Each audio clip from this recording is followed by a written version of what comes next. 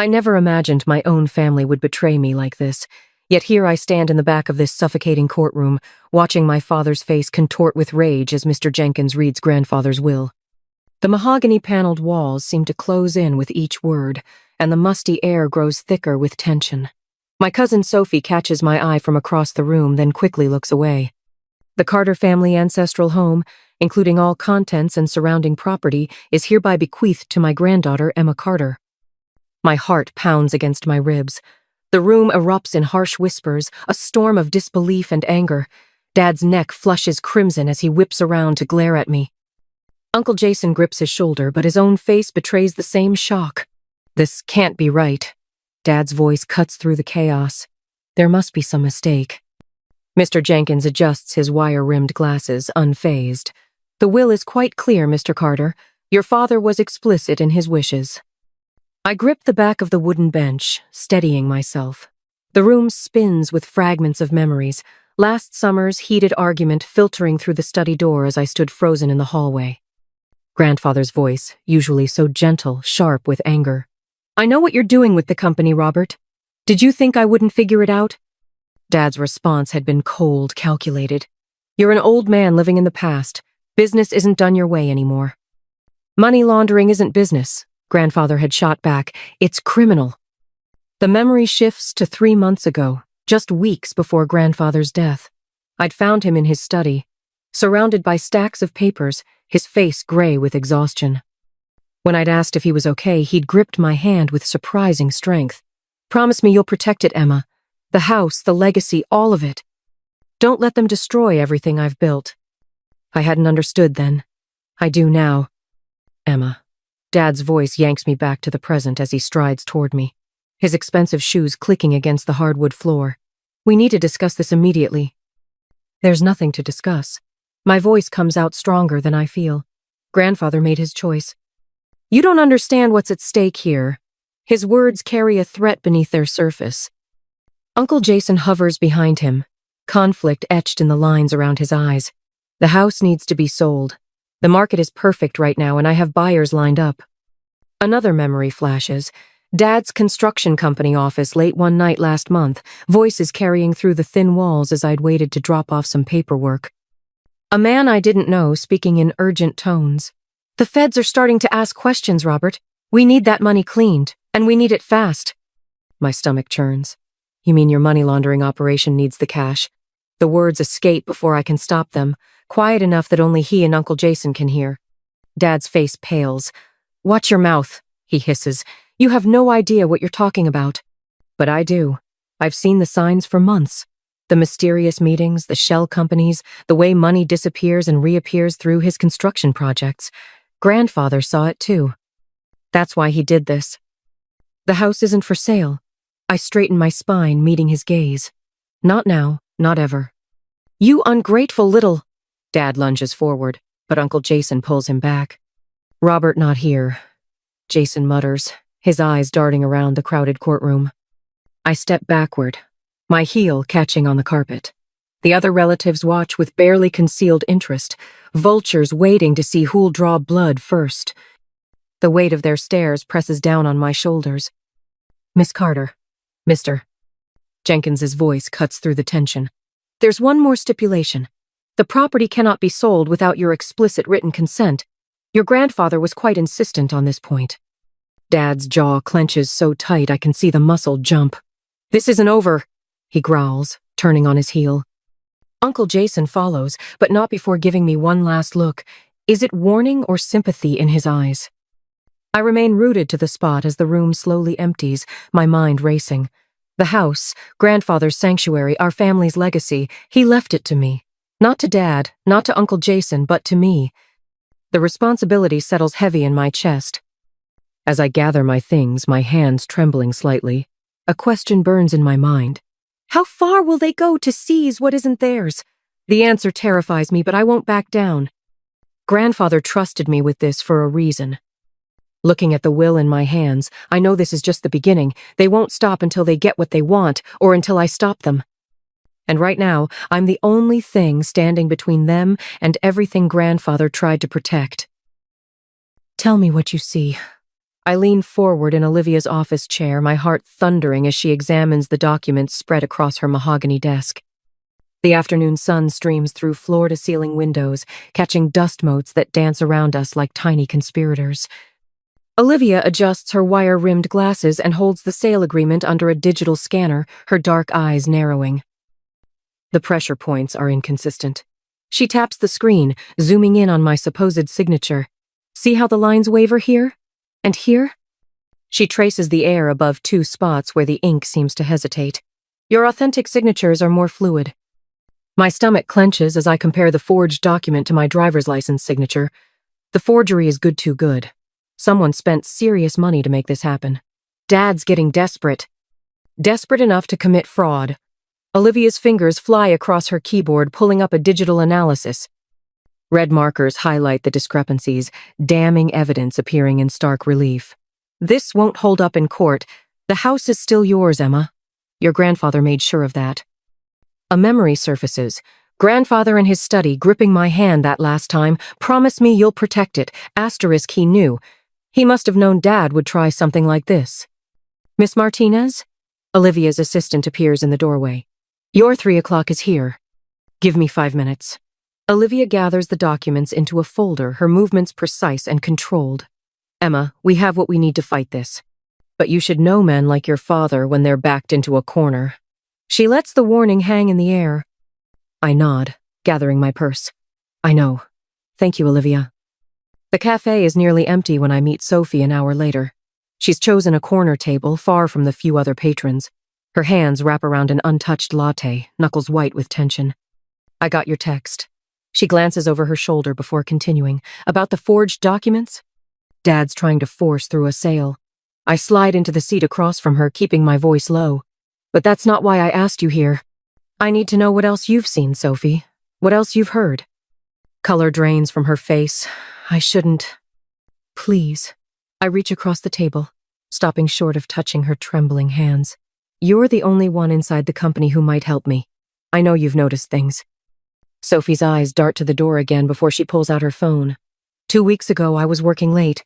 That Uncle Roberthy didn't know I was still there. I recorded this. She slides the phone across the table, an email displayed on the screen. My breath catches as I read. The message is coded, but clear enough. Timeline accelerated. Buyers expect clean transfer by end of month. Jay has arrangements in place for secondary processing asterisk. I is Uncle Jason. Sophie nods. There's more. Check the attachment. I open it, and my heart nearly stops. Account numbers. Shell companies. A complex web of transactions, all flowing through Dad's construction projects. The scale of it staggers me. Delete it, I whisper, pushing the phone back. Right now, and Sophie. I meet her eyes. Be careful, don't let them know you've seen this. She nods, fingers shaking as she erases the evidence. What are you going to do? I think of the house, of Grandfather's study filled with papers I haven't had time to go through, of his last desperate warning. There's something in the house, I say slowly, pieces clicking into place. Something he left for me to find. That's why Dad's pushing so hard to sell it now. Emma. Sophie's voice drops even lower. I got an email yesterday, anonymous. It said there's proof in the house, hidden somewhere. She swallows hard. Proof of everything. My mind races. Grandfather was meticulous, always 3 steps ahead. He wouldn't have left me defenseless against this. The house itself must hold the key evidence that could stop Dad's operation cold. I stand, my chair scraping against the floor. I have to go. Be careful, Sophie calls after me, fear threading through her words. Uncle Robert, he's not just desperate. He's dangerous. The drive home is a blur of strategy and memory. As darkness falls, I park in the garage and slip into the house through the kitchen door. The study waits upstairs, shadowy and still. Somewhere in this room, Grandfather left his final weapon against betrayal. I just have to find it. On a dusty shelf, his laptop sits untouched since his death. My hands tremble as I lift it, power it on. Sophie's warning echoes in my head. Asterisk, he's dangerous. Asterisk, but so is the truth, and somewhere in this house, that truth is waiting to be found. The anonymous email Sophie forwarded glows on the screen. I read it again, slower this time, parsing each cryptic line. Check the heart carved in the garden wall. Count 3 stones up, 2 across. The drawer that never opened he kept the key behind the loose brick. Asterisk. My pulse quickens. The carved heart, I remember it from childhood. Initials etched by some long-ago Carter. And grandfather's study drawer, the one he'd always kept locked. I'd assumed he'd taken its secrets to his grave. I grab a notepad, transcribing the message with trembling fingers. Each detail seems deliberately placed. A breadcrumb trail grandfather designed for me to follow. The carved heart would lead to the key, and the key. A floorboard creaks somewhere in the house. I freeze, finger hovering over the print button. The sound came from downstairs, too heavy to be settling wood. Someone else is here. Quickly, I hit print and close the laptop. The printer whirs to life, too loud in the silence. I snatch the paper, fold it, and slip it into my pocket. Another creak, closer now. Footsteps on the stairs.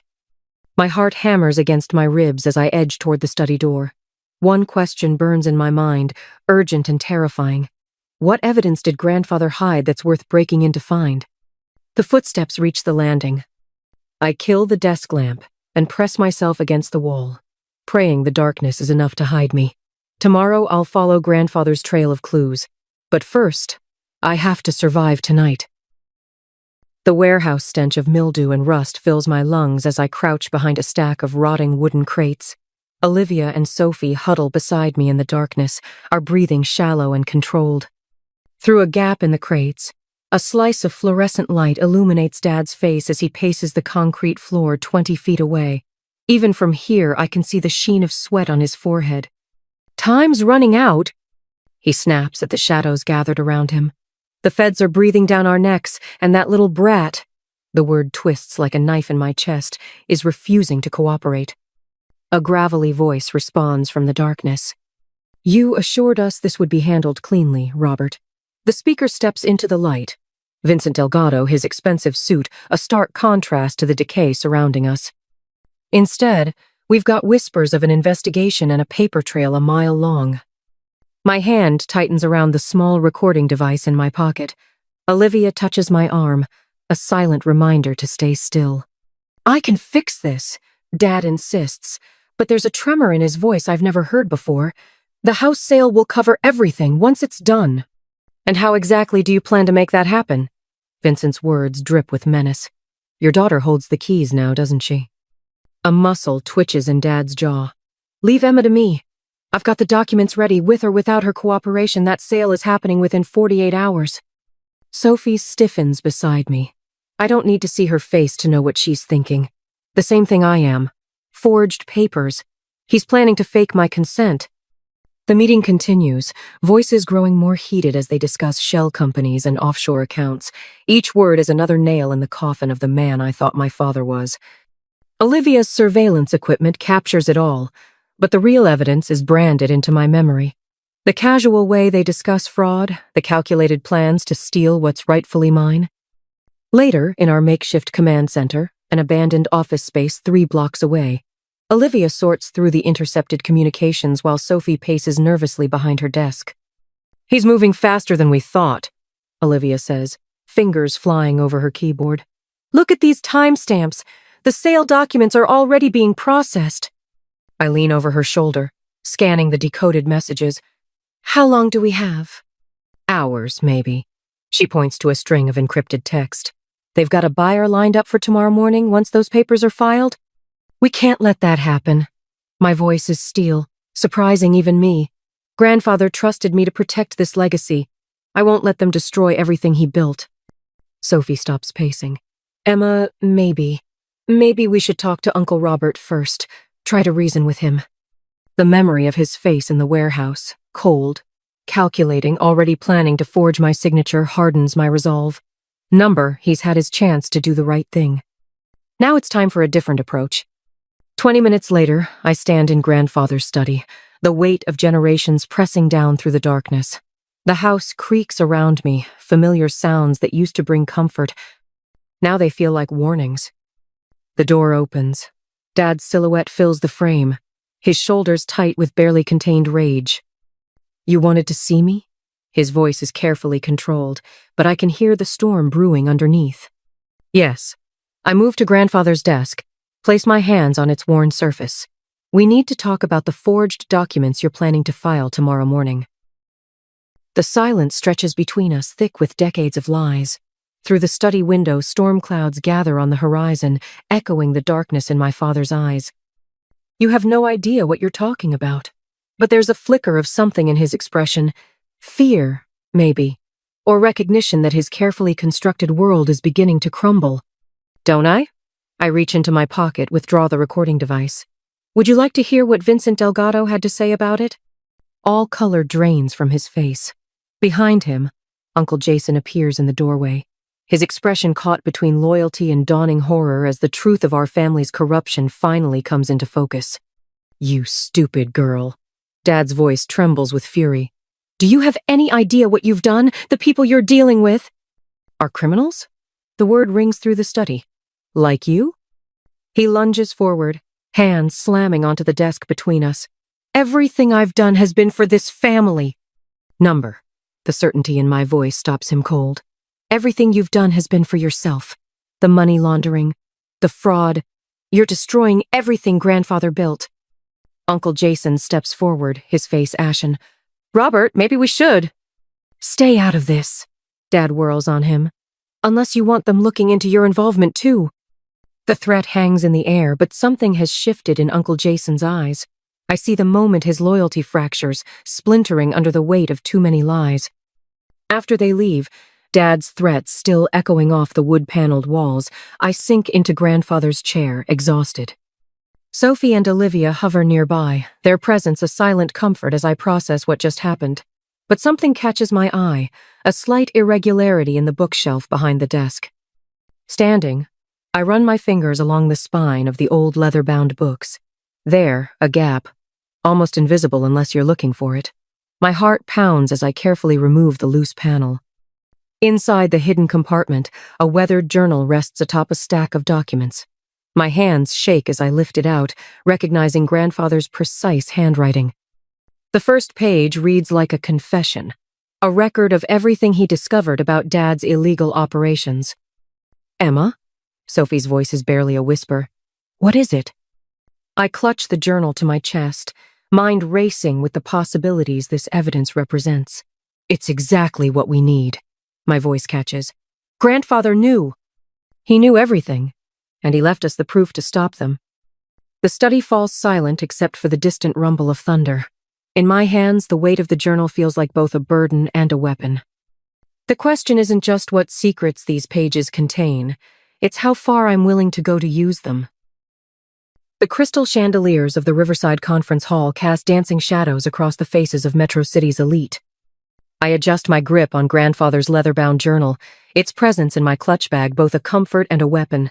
Across the room, Olivia Martinez catches my eye and gives an almost imperceptible nod. Everything is in place. Ladies and gentlemen, Dad's voice carries across the crowded hall, smooth as aged whiskey. It gives me great pleasure to announce the sale of the historic Carter estate to distinguished developer Ethan Reynolds. My heart pounds against my ribs as Reynolds steps forward, his custom Italian suit and perfectly coiffed silver hair screaming old money. But I know better. 3 days of digging through grandfather's records revealed the truth about Reynolds' empire of shell companies and laundered funds. The Carter estate has been in our family for generations, Dad continues, his rehearsed speech dripping with false sentiment. While change is never easy, neither is fraud. My voice cuts through the murmuring crowd like a blade. Every head turns as I step forward, grandfather's journal clutched in my trembling hands. Or money laundering, for that matter. Dad's practiced smile falters for just a fraction of a second. Emma, sweetheart, this isn't the time or place for. Actually, it's exactly the time. I open the journal to a marked page, my voice steadier than my racing pulse. Would you like me to read what grandfather wrote about your creative accounting practices? Or should we skip straight to the forged documents you used to try and circumvent his will? The crowd's whispers grow louder. Reynolds takes a step back from Dad, his carefully maintained facade cracking. From her corner, Olivia pulls out her phone, no doubt alerting our contacts in law enforcement. You ungrateful little. Dad starts forward, but freezes as Sophie emerges from the crowd, a USB drive held high. "The encrypted emails are all here," Sophie announces, her voice shaking but determined. "Every transaction, every shell company, every penny laundered through the construction projects." The room erupts in chaos. I catch fragments of shocked conversations, Carter construction, federal investigation. All this time. Dad's neck flushes crimson as his criminal associates begin to edge away, distancing themselves from the impending fallout. Uncle Jason hovers uncertainly at the edge of the crowd, conflict etched in every line of his face. "You have no idea what you're doing," Dad snarls, closing the distance between us. "The people I'm involved with are currently being investigated by the FBI. I cut in, keeping my voice low. "Did you really think Grandfather wouldn't leave evidence? That he wouldn't protect his legacy?" A phone rings, cutting through the tension. Olivia answers, her face lighting up with grim satisfaction. "Detective Hayes," she says, loud enough for those nearby to hear. "Yes, we're all still here at Riverside Conference Hall. You're 5 minutes out? Perfect." The color drains from Dad's face. He looks around wildly, but his allies have already begun to scatter. Reynolds is nowhere to be seen. Even Uncle Jason has disappeared into the crowd. I grip the journal tighter, feeling the weight of Grandfather's trust, of his faith in me. The tide of power has turned just as he planned, just as I promised him it would. "It's over, Dad," I say softly, watching his empire crumble in real time. "Grandfather knew what you were doing with the company. He made sure I would have everything I needed to stop you." Across the room, I catch glimpses of dark suits and badges as law enforcement begins to filter in through the side entrances. Dad sees them too.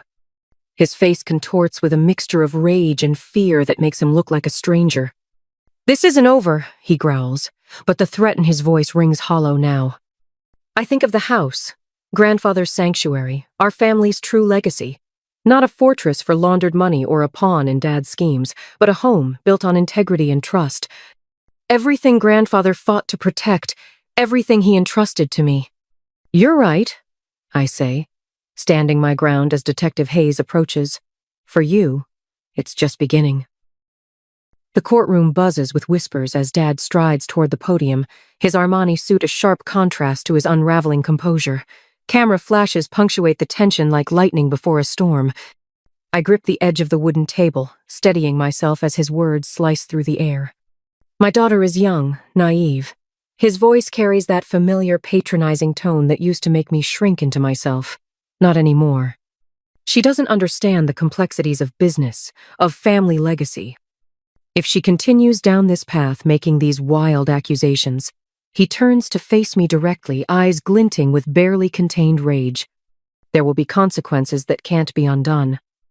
The threat hangs heavy in the air. A reporter's pen scratches against paper somewhere behind me. I catch Sophie's eye across the room. She gives me the slightest nod, and something in my chest steadies. "I have evidence," Dad continues, "of certain indiscretions that would be devastating if made public. Emma, please." His voice softens, dripping with false concern. "Don't force my hand." Olivia Martinez, my attorney, shifts beside me. We've prepared for this moment, anticipated every move. The weight of Grandfather's journal presses against my side where it's tucked into my briefcase, along with the stack of financial records that will shatter Dad's carefully constructed facade. I stand, and the room falls silent.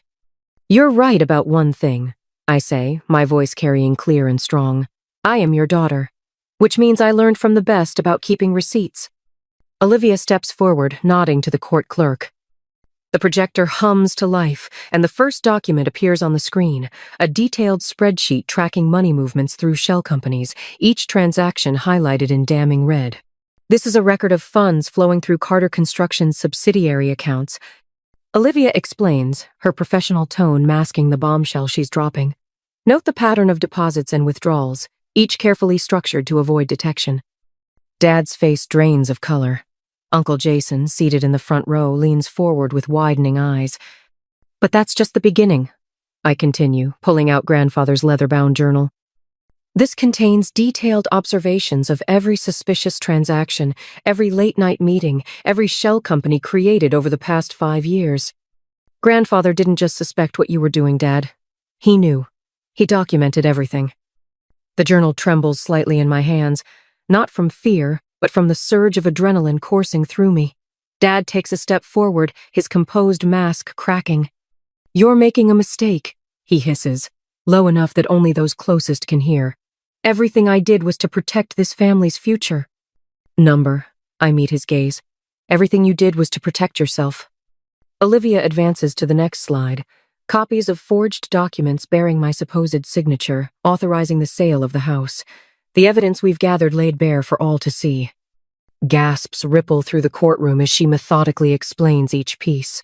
The forensic analysis proving the forgery, the intercepted emails discussing the scheme, the network of offshore accounts waiting to receive laundered funds. Dad's criminal partners shift uncomfortably in their seats. I recognize some of them from those suspicious meetings at the construction office. Men in expensive suits who now look like they're calculating their fastest escape routes. "Miss Carter," Judge Reynolds' voice cuts through the tension. "These are serious allegations. Mr. Carter, do you wish to respond to this evidence?" Dad's jaw clenches so tight I can see the muscle jump. The same tell he had that day in the study with Grandfather. His silence speaks volumes. "Your Honor," Olivia continues, "we have Detective Marcus Hayes of the Financial Crimes Unit present and prepared to testify about the ongoing investigation into these matters." Something snaps in Dad's eyes. He spins toward Uncle Jason, who's already half rising from his seat. "You told them," he snarls. "You spineless." "Order!" Judge Reynolds' gavel crashes down. But it's too late. The carefully maintained veneer of the respected business leader crumbles as Dad lunges toward his brother. Courthouse security moves in swiftly, and I watch my father, the man I once admired, once feared, being restrained as Detective Hayes approaches with handcuffs at the ready. The cameras flash faster now, capturing every moment of his undoing. I remain standing, my heart pounding, but my voice steady as I speak one final time. "The house stays in the family, Dad. Just not your version of it." Uncle Jason rises slowly from his seat, his face ashen.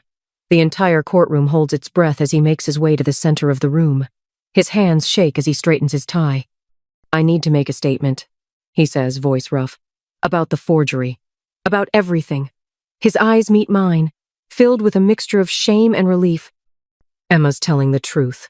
I helped Robert create those documents.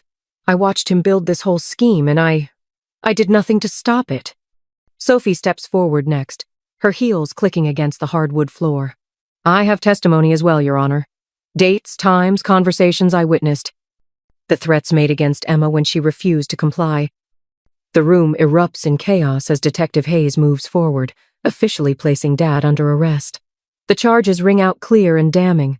Money laundering, fraud, conspiracy, forgery. Each word, another nail in the coffin of his reputation. I watch as they lead him away, his shoulders finally slumping in defeat. The man who once towered over my world now seems smaller somehow. Behind me, I hear the rapid-fire clicks of camera shutters, documenting every moment of this public reckoning. The judge calls for order, but I barely hear him. My mind is already racing ahead to what comes next. The questions that will need answering. The legacy that will need rebuilding. Grandfather's words echo in my memory. "Promise me you'll protect it, Emma. The house, the legacy, all of it." I did, Grandfather. But standing here in the aftermath, watching the family I knew crumble and reshape itself, I can't help but wonder, what will rise from these ashes? The house is safe, the truth is out, but the real work, the work of healing, of rebuilding, that's only just beginning. Dawn spills through the restored stained glass windows, painting the foyer in fragments of amber and sapphire. I run my fingers along the freshly polished banister, breathing in the scent of lemon oil and history. The grandfather clock in the corner, the one that marked so many Carter family moments, ticks steadily, a heartbeat restored. "Miss Carter?" Jorge, the restoration supervisor, approaches with a tablet in hand. The last of the historical photographs have been mounted in the East Wing gallery. I follow him down the hallway, where dozens of black and white photos now line the walls in gleaming frames. There's Grandfather at 20, standing proud in his army uniform. Another shows him breaking ground on his first development project, the one that launched the family business legitimately, before Dad corrupted it. My throat tightens as I spot a photo I'd almost forgotten. Grandfather and me in his study, heads bent over his collection of rare first editions. I was 12 then, oblivious to the storm brewing in our family. The archival glass will protect them from UV damage, Jorge explains, but his voice fades into background noise as memory washes over me. 3 months ago, I stood in this same spot, watching federal agents escort Dad out in handcuffs. His face had been a mask of fury and disbelief, the expression of a man who never imagined his schemes would unravel. The evidence in Grandfather's journal had been irrefutable, each detailed entry revealing another layer of Dad's money laundering operation. The memory dissolves as Olivia's heels click against the hardwood floor. Everything's official, she announces, waving a stack of documents. The title's clear and the preservation trust is ironclad. No one can ever force a sale of this property again. Thank you. The words feel inadequate for everything my attorney has done, but she waves off my gratitude with a warm smile. Sophie appears in the doorway, a box of old photographs in her arms. Found these in the attic. Thought they might fit the gallery. My cousin, no, my friend now, sets the box down carefully. It's amazing in here, Emma. Uncle Frank would be proud. The three of us move to the living room, where morning light streams through newly restored windows. The antique furniture, each piece chosen by Grandfather over decades, gleams with fresh polish. On the mantel, his collection of vintage fountain pens catches the light. I'd found them tucked away in his study, along with the journal that changed everything. Hard to believe this was the same house, Sophie muses, sinking into a leather armchair. Remember how dark it felt during the will reading? Now it's like it can breathe again. I finish, understanding exactly what she means. Olivia spreads the trust documents on the coffee table. The community outreach program is ready to launch whenever you are. 3 local families have already applied for the educational grants. My chest swells with something that feels like purpose. The house will never again be a fortress of secrets and lies. Instead, it's becoming what Grandfather always envisioned, a place of learning, growth, and second chances. Through the bay window, I watch volunteers preparing the garden for tomorrow's community gathering. They're planting wildflowers in beds where nothing grew for years, the colors a riot of purple, yellow, and white against rich soil. One bed has been reserved for the rose bushes Grandfather loved, the ones Dad ordered removed years ago. They'll bloom again next spring. The Grandfather clock chimes 10, its sound resonating through rooms no longer choked with tension and deceit. Each note feels like confirmation, like Grandfather's voice saying, "This is what I protected it for, this is what I knew you could do, asterisk." I move to the window, pressing my palm against the cool glass. The morning sun illuminates every corner of the property, from the restored Victorian greenhouse to the winding gravel paths. No more shadows, no more secrets, just light, possibility, and the steady foundation of truth that Grandfather helped me build. Ready for tomorrow? Sophie asks, joining me at the window. I nod, watching a monarch butterfly drift through the garden. Ready for everything that comes next.